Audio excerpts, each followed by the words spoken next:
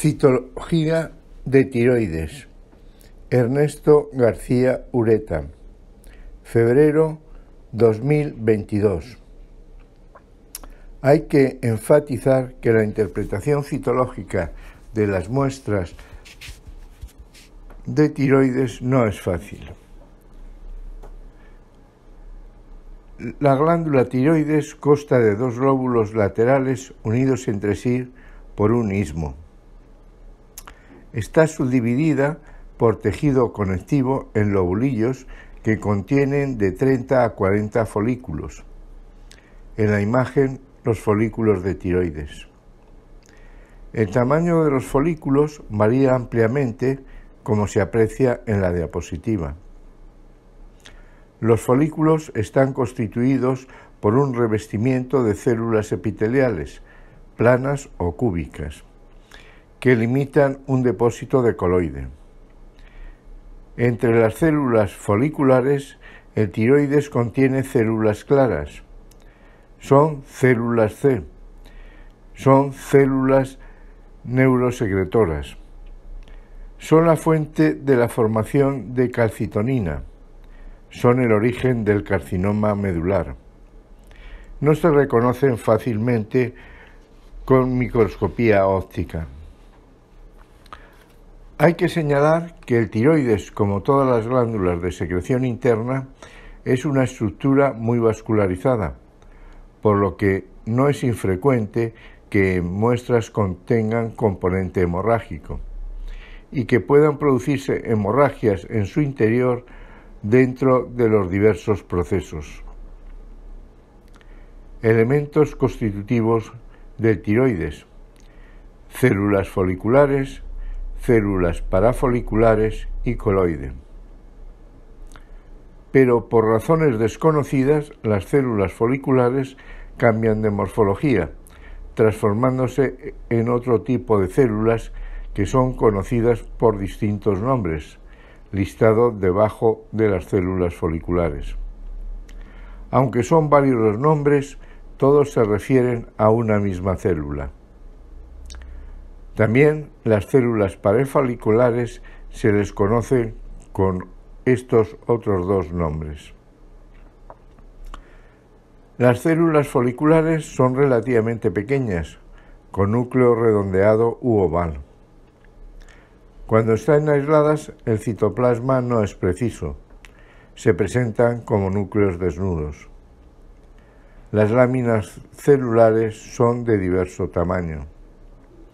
Las láminas celulares presentan núcleos redondeados de tamaño uniforme y con distribución regular. En ocasiones, las células foliculares se presentan en láminas, tomando el aspecto de panal de abeja, con los límites citoplasmáticos bien dibujados. En ocasiones se aprecian aspirados folículos enteros, que se muestran como conglomerados esferoidales. Los folículos pueden dar imágenes similares a células multinucleadas. El número de células foliculares, su disposición, cantidad y distribución varía de caso a caso. Los oncocitos son células más grandes que las células foliculares. Presentan un citoplasma amplio, eosinófilo y bien delimitado, y núcleos grandes, uniformes, redondeados, generalmente desplazados a la periferia. Con microscopía electrónica se aprecia que el aspecto de su citoplasma se debe a presentarse repleto de mitocondrias. Este es el aspecto del citoplasma del oncocito con microscopía electrónica. El coloide se presenta como un fondo coloreado. La cantidad de coloide puede ser muy variable. Imagen de un extendido citológico constituido por coloide en exclusividad. El coloide en grandes cantidades indica siempre una lesión benigna. El coloide se presenta a veces como depósitos esferoidales de material amorfo. En ocasiones se muestra no estructurado, en la imagen de forma difusa, cuarteado. De señalar que la interpretación citológica ha de hacerse en el contexto de los datos de la historia clínica, radiológicos y de laboratorio facilitados. De aquí la frase, primero la hoja, después el ojo. Para que la interpretación de la muestra citológica sea valorable, ha de contener al menos 6 grupos de células, conteniendo no menos de 10 células foliculares cada grupo. Patología del tiroides. La podemos agrupar en 2 apartados: procesos que se manifiestan de forma difusa, procesos que se manifiestan de forma nodular, referidos ambos en estas columnas. Dentro de los procesos con expresión difusa estarían los procesos inflamatorios, en este listado recogidos. Tiroiditis aguda es un proceso poco común. Si existiese sospecha clínica, no debería puncionarse para obtener muestra para citología. Este sería el aspecto citológico, con una celularidad inflamatoria con abundantes polinucleares neutrófilos sobre un fondo con restos necróticos.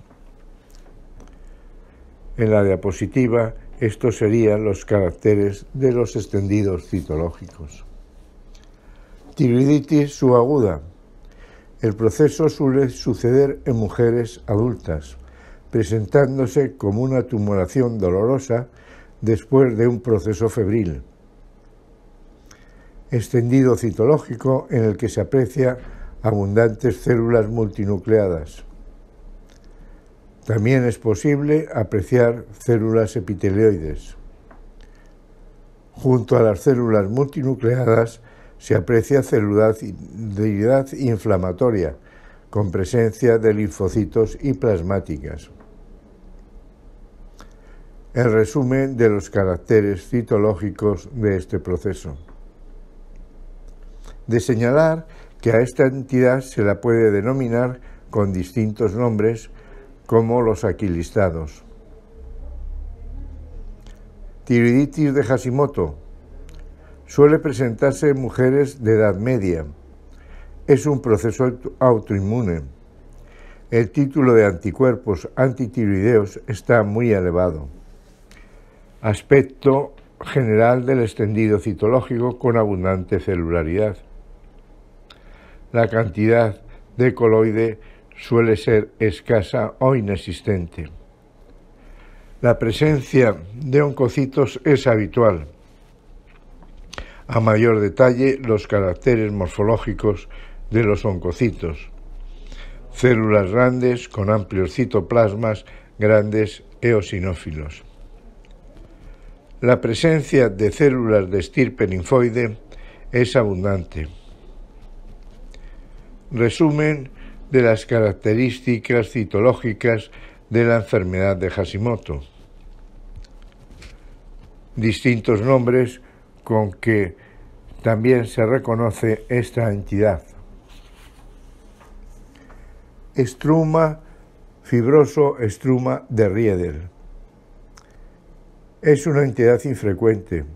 Sucede en mujeres mayores de 40 años. Supone un agrandamiento y endurecimiento de la glándula tiroides. La celularidad de los extendidos citológicos de la punción es escasa. Está constituida por elementos de tejido conectivo. Estas son las características citológicas de este proceso. Esta entidad es también conocida con estos nombres. Enfermedad de Graves-Basedov. Es un diagnóstico clínico. No requiere confirmación citológica ni histológica. Aquí los signos clínicos más característicos con los que se suele presentar esta enfermedad. Aspecto celular, con abundante sangre y escaso coloide. Células más altas que las células foliculares normales. Las células pueden presentar cierto grado de anisonucleosis. Placa de células con vacuolización periférica en relación con la actividad celular. En este listado están recogidos los caracteres citológicos de este proceso. Los nombres con que también se conoce esta entidad. Bocio coloide. Supone un aumento difuso de la glándula tiroides. Las células foliculares aparecen como pequeñas células uniformes con escaso citoplasma y núcleos redondeados. Algunas células presentan núcleos desnudos. Las láminas celulares son de pequeño tamaño. En ocasiones se aprecian aspirados folículos enteros. Es posible la presencia de oncocitos. El coloide puede aparecer como depósitos esferoidales. A veces, como en la imagen, no está estructurado. La presencia de abundantes macrófagos sugiere la existencia de una hemorragia previa. Estos serían los caracteres citológicos de los bocios. La cantidad de células foliculares, su disposición, distribución, así como de coloide, varía de un caso a otro. Hasta aquí me he referido a la citología de procesos de tiroides que se manifiestan de forma difusa. Ahora me voy a referir a los procesos que se manifiestan en forma nodular. Bocio nodular. Tiene los mismos caracteres citológicos que el bocio coloide difuso. Extendido citológico con grupos celulares de pequeño tamaño. Quistes de tiroides. Dentro de la patología benigna están los quistes de tiroides, que suponen del 10 al 30% de los nódulos tiroideos, según las diversas estadísticas. La mayoría corresponden a una lesión pseudoquística, que se desarrolla en bocios nodulares o en adenomas, por alteraciones degenerativas o hemorrágicas. Algunos tumores malignos, en particular el carcinoma papilar, a menudo son parcialmente quísticos. Cuadro citológico, con presencia de algunas células foliculares y abundantes histocitos. La presencia de abundantes siderófagos se relaciona con una hemorragia previa. Estos serían los caracteres citológicos de los quistes tiroideos.